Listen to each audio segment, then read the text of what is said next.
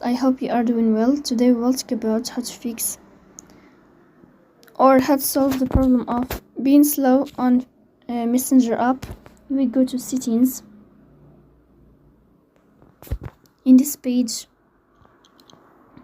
you will go here to apps, default apps, app settings. In this page, you will find this window and you will search about the application of Messenger. Here in this page of app info, you will go to first stop and you will click OK. Then you will enter to storage.